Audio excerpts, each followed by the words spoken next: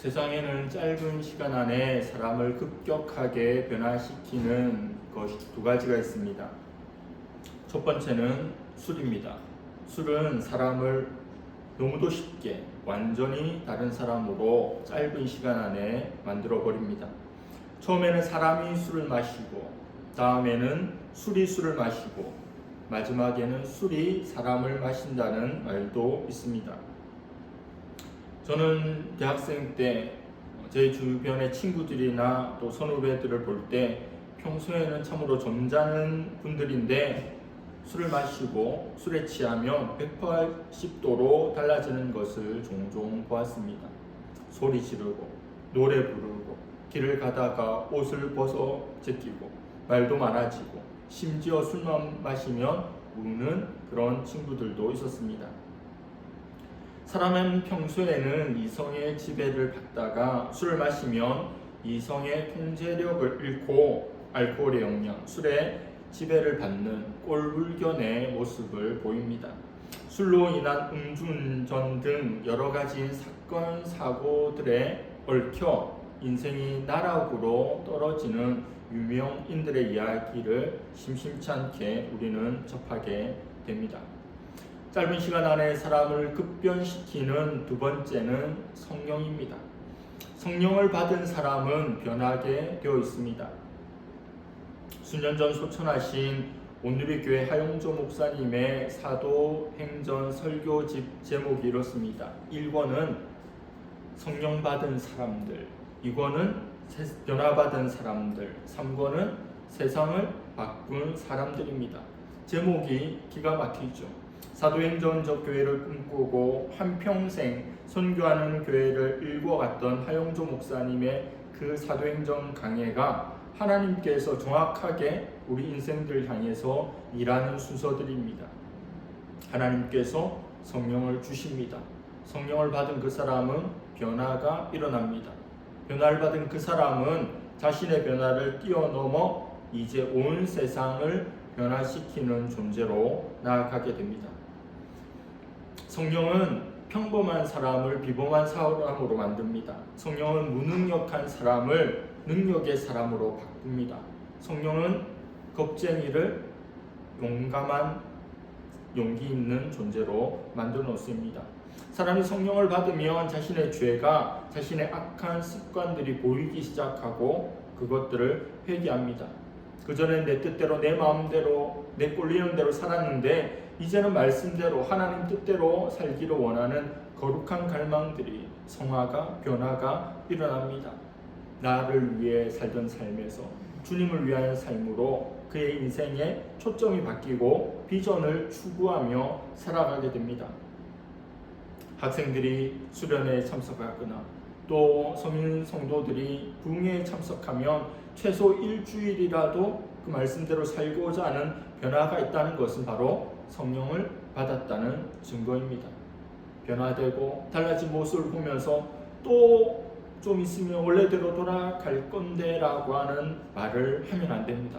끊임없이 성령을 받아야 하는 존재고 성령의 지배를 경험해야 끝까지 그런 변화된 삶을 살 수 있기 때문입니다. 어차피 원래대로 돌아올 거 뭐하러 수련회 가고 뭐하러 그렇게 하느냐 말해서는 안 됩니다. 계속 한 걸음씩 한 걸음씩 성령이 이끄는 대로 나아가는 것이 우리의 신앙이며 삶입니다. 에베소서 5장 18절은 이렇게 말씀합니다. 술 취하지 말라. 이는 방탕한 것이니 오직 성령으로 충만함을 받으라. 우리에게 영향을 주며 우리를 지배하고 다스리는 것은 술로 대변되는 이 세상입니까? 아니면 성령입니까? 오늘 사사기 3장 말씀을 통해서 그것을 점검하고 결단하고 또 나아가는 시간이 되기를 바랍니다. 첫 번째로 살펴볼 것은 세상의 지배를 받는 사람은 하나님의 심판을 받는다는 점입니다. 세상의 지배를 받는 이는 하나님의 심판을 받습니다.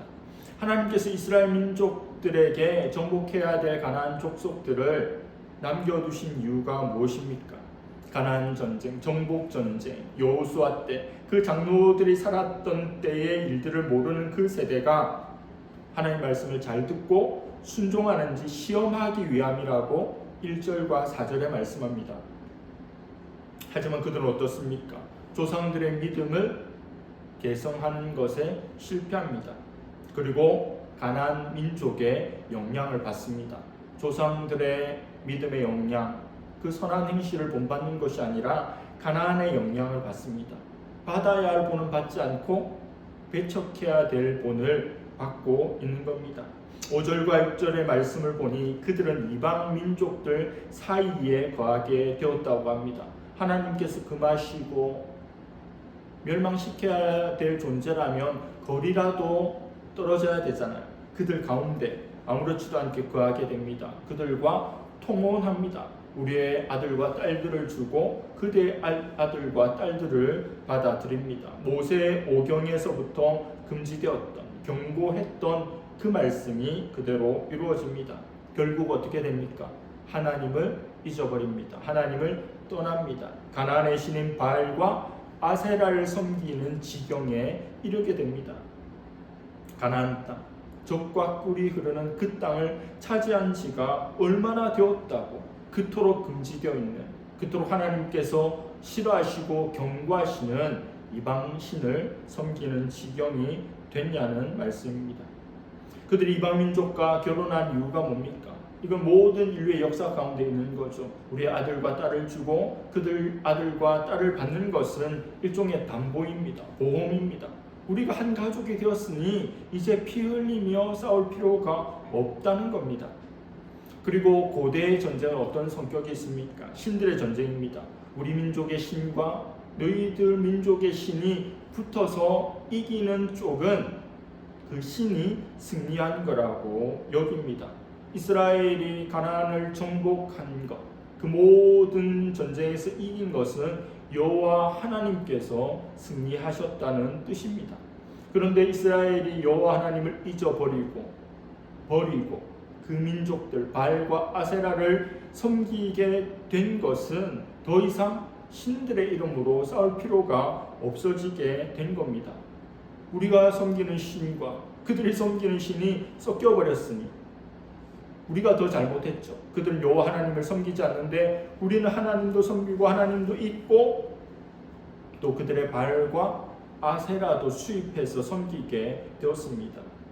이스라엘 입장에서는 이제 여호와 하나님의 이름을 걸고 싸워야 할 거룩한 전쟁, 성전이 없어지게 된 겁니다.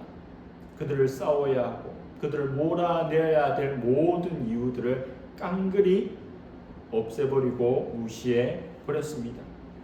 그래서 이스라엘은 하나님께 어떤 평가를 받습니까? 여호와의 목전에서, 여호와의 눈앞에서 악을 행했다고 말씀합니다. 우리 교단의 가장 대표적인 구호가 뭡니까? 코람데오입니다. 하나님 앞에서입니다. 하나님 눈앞에서 살아가는 우리 신앙인데 이스라엘 백성들이 오늘 여호와의 눈앞에서 바알과 아세라를 섬기면서 악을 범했다는 거예요. 이스라엘은 그들 주위에 있는 이방 민족들을 싸워서 몰아내어야 할 사명이 있었습니다. 어려운 길이긴 해도 감당해야 했습니다. 그러나 그들은 쉬운 길을 걷습니다. 좁은 길이 아니라 넓은 길을 걷습니다. 그들과 화친하고 동거하고 친구가 되고 가족이 되는 가짜 평화를 선택하게 된 겁니다. 그들은 우상 숭배하였고 하나님을 알지 못하는 세상과 타협하고 맙니다. 저는 이러한 결정, 이러한 과정들이 하루아침에 이루어졌다고 생각하지 않습니다. 하나님을 의지하고 말씀에 순종하는 노력들이 있었겠죠. 정복하는 마음에서 시작했을 겁니다. 그러나 이런저런 이유들, 이런저런 요인들로 조금씩 미루다가 타협하다가 결국 이 지경에 처하게 되었을 거라고 생각합니다. 낙타와 함께 사막을 걷는데 사람은 밤에 텐트 안에서 잡니다. 근데 낙타는 사막의 그 추위에 혹한에 놔둬서 거기서 밤을 보내게 하죠. 낙타가 얼마나 춥겠습니까?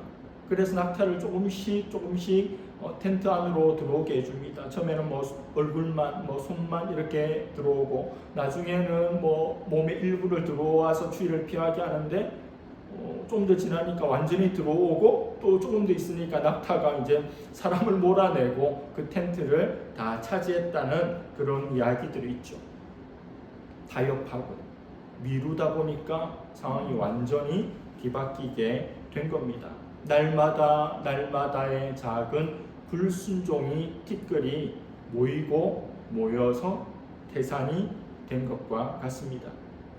믿음의 조상 아브라함은 아들을 주시리라는 하나님의 말씀을 온전히 믿지 못합니다. 불순종하고 불신앙하는 모습이 얼마나 많은지 모릅니다. 그래서 계집종 하갈을 통해서 이스마엘이라고 하는 아들을 낳게 되죠. 그 이스마엘과 이삭으로부터 시작된 아랍과 이스라엘 민족의 분쟁이 4,000년이 지난 지금까지도 계속되고 있는 것 아닙니까? 불순종의 결과가 이렇게 치명적인 겁니다. 하나님은 범죄한 이스라엘을 팔아버리셨다고 말씀합니다. 장사의 개념이죠. 거래의 개념입니다. 하나님께서 예수님을 통해서 우리를 구속하시는 것은 대가를 치르고 우리를 사들이는, 우리를 자유케 해주시는 역사라면 이제 죄악을 저지른, 하나님을 잊어버리고 바알과 아세라를 섬긴 그 민족들을 정복해야 될 이들의 손에 팔아버리셨다고 말씀합니다. 메소포타미아의 왕 구산 리사다임이라는 별명을 가진 이 이름의 뜻은 두 배로 악한 왕이란 뜻입니다. 그냥 악한 왕도 괴로운데 두 배로 악한 왕이니 얼마나 이스라엘을 괴롭게 했겠어요. 심판을 받아 8년 동안 섬기는 지경이 됩니다. 하나님께서 젖과 꿀이 흐르는 땅을 이스라엘에게 유산으로 주셨고 99%를 이루어 주셨고 1%만 몰아내는 시험을 해주셨는데 그 시험에 낙방한 결과 그들의 지배를 받는, 마치 출애굽 때 전에 이스라엘 백성들이 애굽에서 종살이하던 때와 같은 섬김을 자기네 땅, 약속의 땅, 젖과 꿀이 흐르는 그 복지에서 당하게 되는 겁니다. 얼마나 피눈물 나겠습니까? 이렇게 남아있는 족속들에 의해서 공격받아서 그들의 지배를 8년간 받으리라고 생각이나 했겠습니까?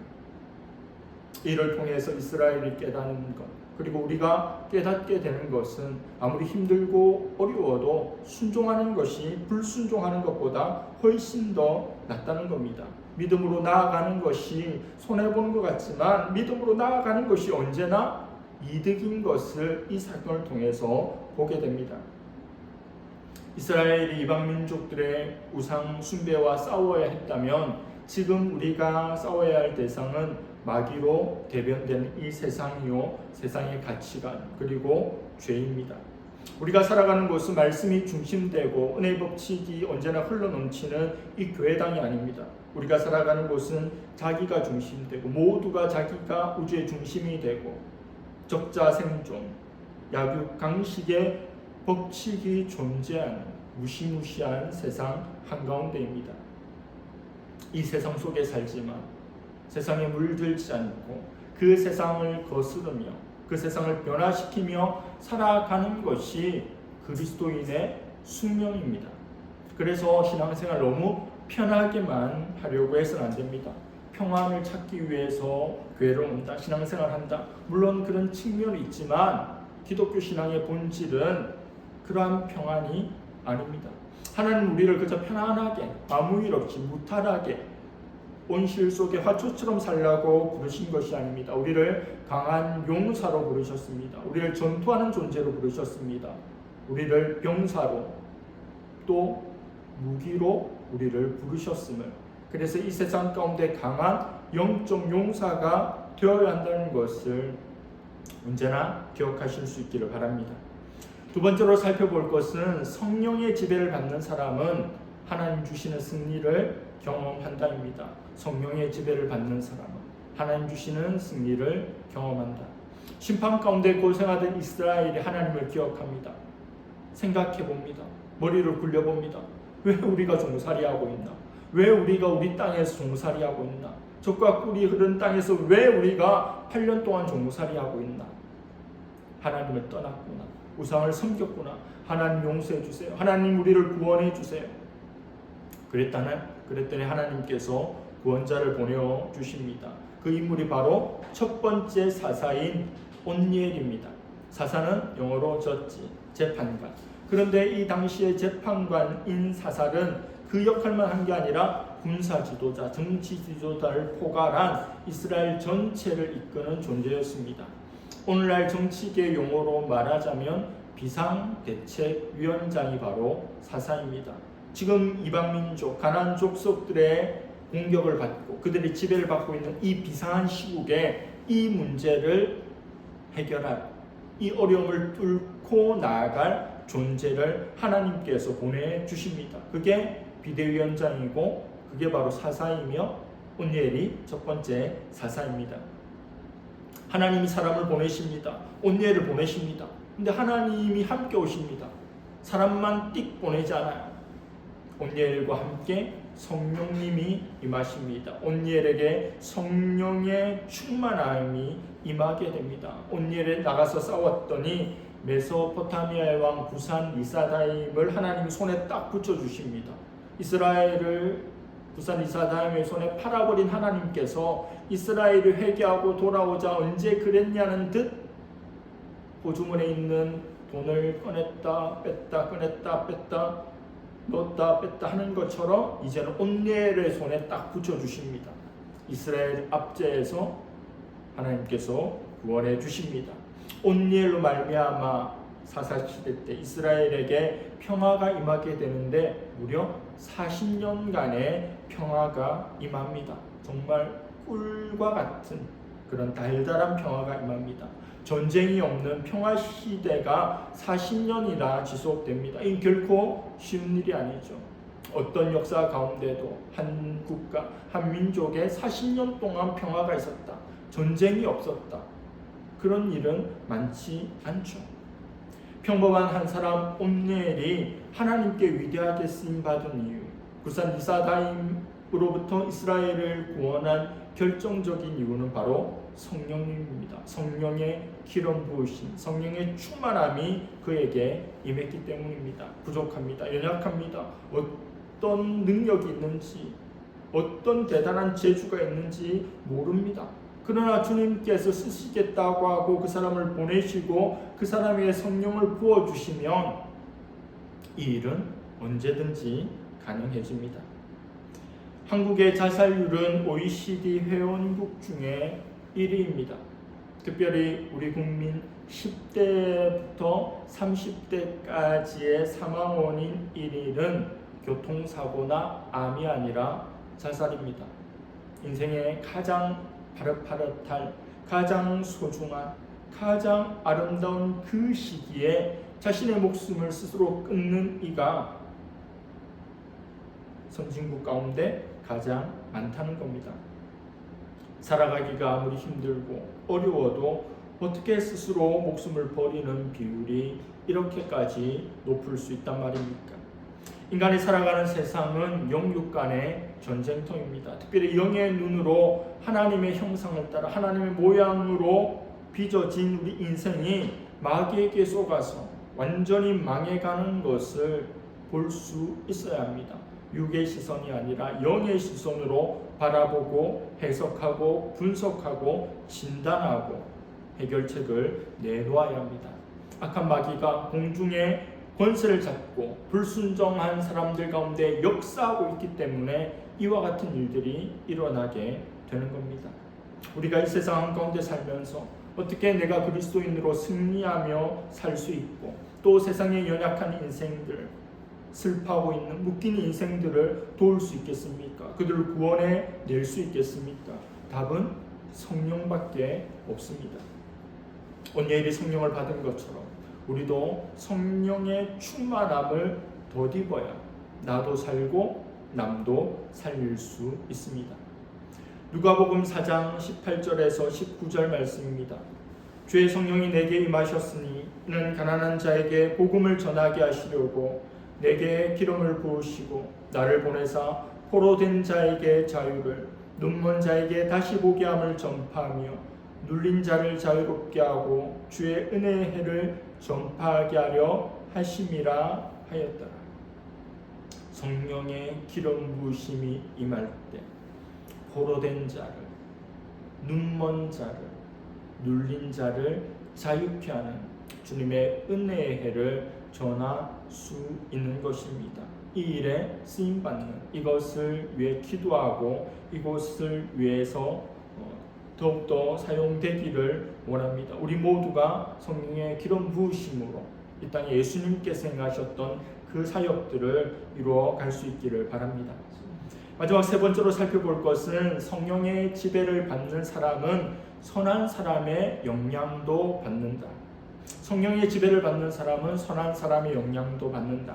쉽게 동의가 되십니까? 내가 성령의 지배를 받는데, 성령의 영향을 받는데, 성령의 충만함을 받는데 다른 사람의 말이, 그의 행동이, 그의 모습이 나에게 영향을 끼칠 수 있겠는가? 어떻습니까? 그렇다는 겁니다. 내가 성령에 충만하다고 독불장군이 되고 모든 것을 배척하고 내 마음대로 내 뜻대로 행해서는 안 됩니다. 우리 교회 성도들 가운데 이런저런 이야기들 할 때 그런 영적 교만함이 있죠. 나 기도하는 사람인데 내가 기도해봤더니 하나님께서 내게 이런 말씀을 해주셨다. 그게 맞다고 누가 보장할 수 있겠습니까? 모두가 성도이고 모두가 기도하고 모두가 말씀 받고 있는데 나만 기도하고 나만 말씀 받고 나만 특별한 사람인지라 그 교만한 사람으로 다른 사람들에게 상처를 입히면서도 자신은 아무런 잘못이 없다고 여기는 이들이 있는 겁니다. 성령이 충만한 것은 하나님의 지배를 받는 것이고 하나님의 지배를 받는 이들은 하나님의 지배를 받는 또 다른 이들의 선한 영향력들을 스펀지처럼 흡수하는 존재입니다. 완성형 존재가 아니라 성장형입니다. 열려있는 존재입니다. 닫힌 존재가 아니라 열려있는 존재입니다. 흡수하는 존재입니다. 여러분, 이 말씀 속에 사사 온니엘을 말하고 있는데 눈에 띄는 두드러지는 인물이 나오죠. 바로 갈렙입니다. 그 갈렙의 영향력을 한번 생각해 보겠습니다. 일반적으로 성경에 누구를 소개할 때는 아무개의 아들 누구 이렇게 보통 설명합니다.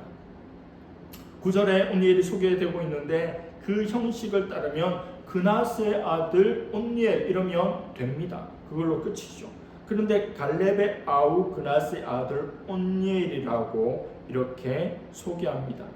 온니엘의 아버지가 갈렙의 아우니 온니엘은 갈렙의 사촌, 조카 정도 되는 겁니다.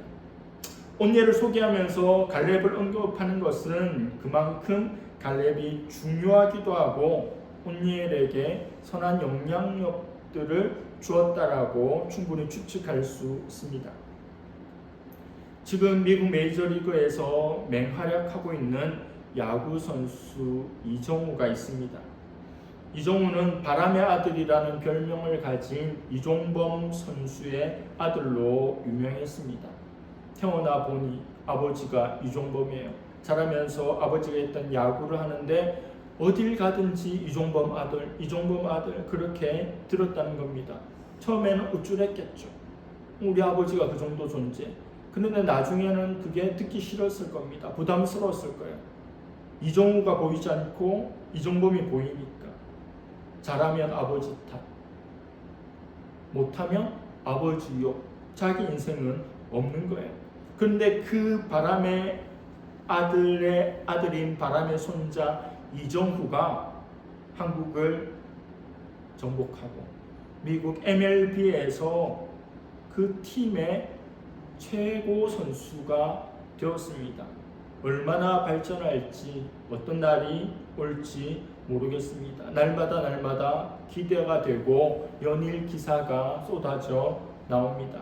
예전에는 이종범의 아들 이정우였는데 이제 곧 이정우의 아버지 이종범이라고 소개해야 될 날이 올 것입니다. 일반적으로 유명한 사람을 먼저 이야기하고 덜 유명한 사람을 갖고 와서 소개하는데 이제 그것이 바뀌게 될 것입니다. 이와 같이 온니엘을 소개하는데 누구를 데리고 옵니까? 너무도 익숙한 갈렙을 데리고 옵니다. 우리 집안 사람입니다. 그 사람의 영향을 받았다는 거죠. 갈렙은 어떤 존재입니까?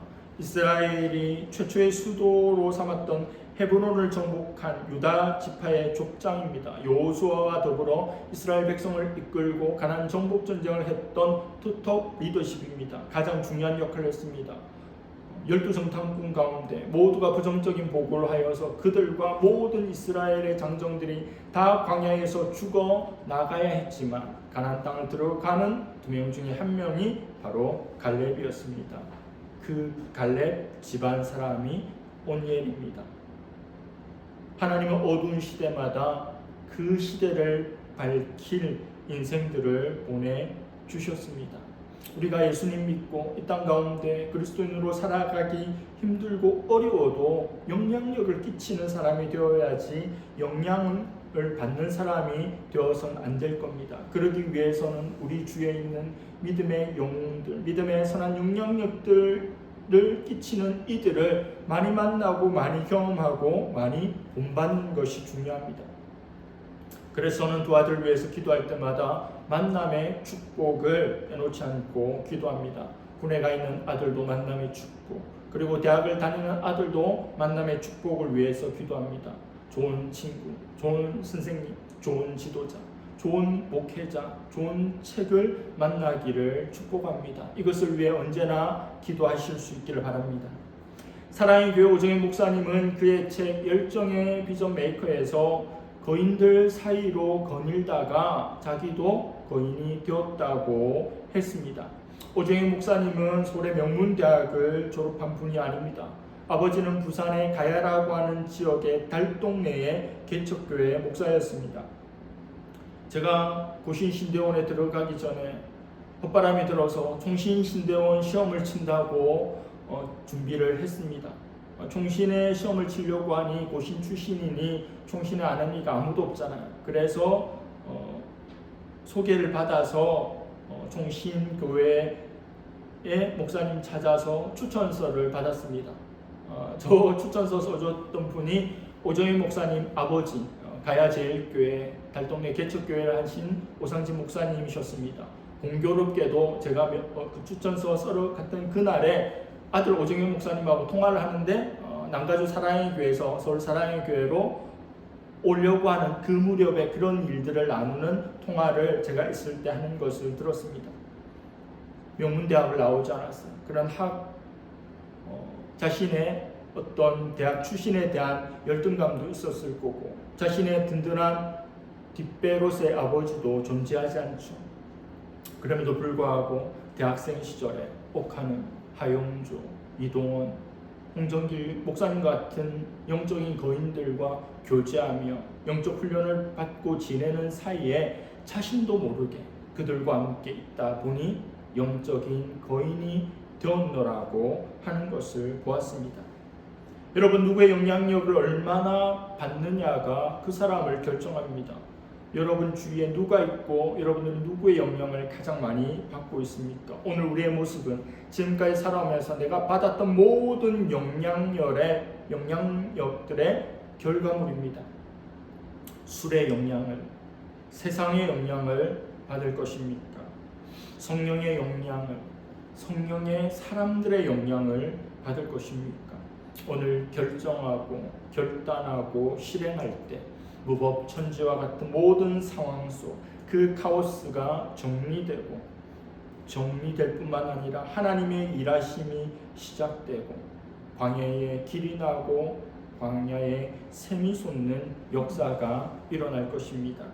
그런 은혜가 넘치는 저와 여러분들 될 수 있기를 간절히 바랍니다. 기도하겠습니다. 하나님 아버지, 사사기 3장 온니엘의 말씀을 살펴보았습니다. 가나안 전쟁을 모르는 후손들을 시험하기 위해 가나안 족속들을 두었으나 그들을 쫓아내지 않고 그들과 통혼하며 그들의 신 발과 아세라를 섬긴 이스라엘이 하나님의 심판으로 팔림받아 압제당하는 것을 보았습니다. 그러나 그들을 회개하고 하나님께 구하자 하나님 성령의 충만함을 입은 온니엘을 보내어 주셔서 그들을 구원하고 40년간의 평화 시기가 온 것을 보았습니다. 하나님 세상의 지배를 받으며 하나님의 심판을 받는 것을 잊지 않게 하여 주시옵소서.